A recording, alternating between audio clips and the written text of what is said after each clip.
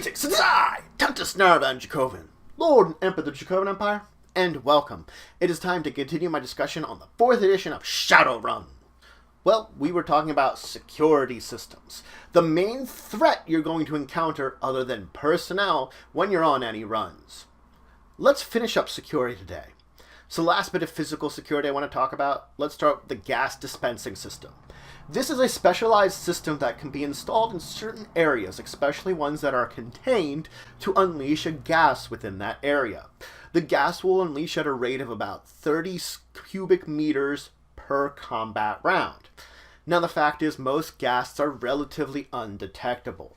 You as a character can make a perception check in order to detect this, but normally your game master is going to roll this check in secret. Your game master will use a chart in the book which will list the type of gas and the DC, the difficulty to detect it, and they will roll in secret for you and let you know if you've detected anything. This is not to say you couldn't actively check for a gas, but if you're just going around normally. If you would have some kind of olfactory sensor or something else that would allow you to detect the gas easier, well then yes, you will get bonuses to your roll here to detect that gas. Now there's also marking systems. Marking systems are just that. They'll hit the target with some kind of dye, an RFID tag, or something else that will allow them to be easily identified later on. Though this is much more of a passive kind of thing, it's attempting to just that, mark someone that they're more noticeable or identifiable later on to security. That they'll be able to say like, oh, that's the guy I'm looking for because he's marked. Or I can track that guy a little easier because they're marked. It's meant to be passive and that the target that is marked knows about it less.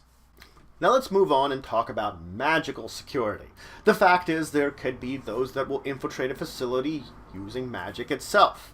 There you could have bound spirits patrolling a facility, you could set up astral barriers. These are just a few of the ways that you could put on a security to a building that would protect against more of a magical/astral effect. You could also use dual-natured creatures that you have trained to be security, whether these are something more beast-like or something a little more intelligent. They can patrol the area physically, but being dual-natured, it means they could usually attack things both astrally or in the real world. This makes them a potent defense against many creatures, this makes them a potent defense against many Shadowrunners that might try to infiltrate real world or not. They're useful in both situations. A good security company will also train its personnel to detect the heebie-jeebies mundanes get when an astral form passes through them. If they understand what this feeling is, which we kind of mentioned earlier in our videos, then you're going to be like, oh, something astral this way comes. Mage fiber optics may also be used. Mage sight fiber optic systems could also possibly be used. Now another option for companies to use is biofiber. Biofiber is a type of awakened wood that can be placed within the middle of a wall. The thing is, it is a living plant and has to be treated as such. So it is a difficult thing to keep alive, especially because you're attempting to grow a plant and keep it alive and nutrient rich within a wall. But if you manage it, which it is manageable, this is an awakened plant, so it is dual-natured. It has a physical sense of being there in the barrier, but it also has an astral form with a barrier rating that can be from 1 to 10, and it will function just like that, an astral barrier. Now the barrier can be broken down on the astral realm, and doing this will kill the plant in the real world. So that's the big disadvantage on that end, but then again, if the plant dies anyway, it might need to be replaced away. So it is just a more natural astral barrier that can be established, and in a way, you don't need someone to go in and create astral barriers.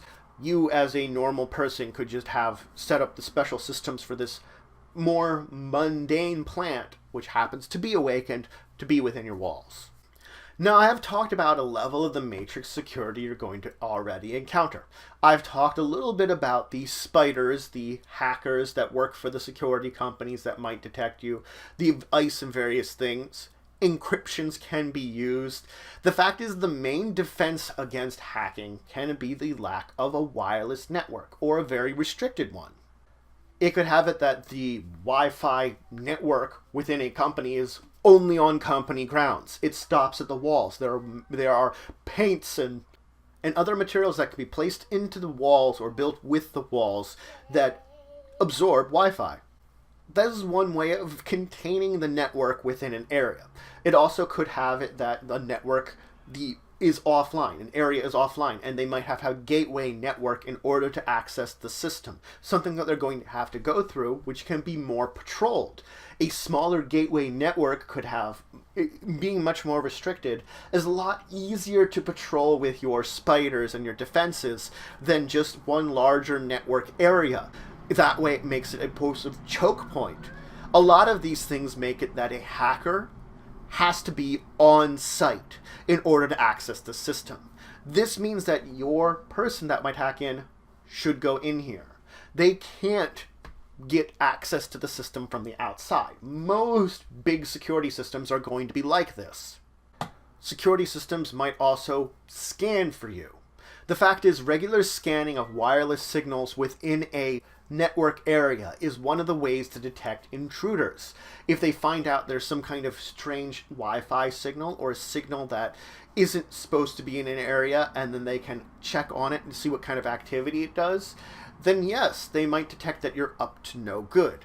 This is one of the reasons that Shadowrunners, they tend to have their own networks on hidden mode at the course of the run as a sort of protective system, because the security hackers and the systems themselves are always scanning for more Wi-Fi signals that might be ones you're not looking for. This is another reason that possibly having to physically jack into a location is one of the options of a hacker, kind of driving them to actually go in on the run with the players, driving them to be there with them at the time that a lot of the stuff that physically could go down will go down.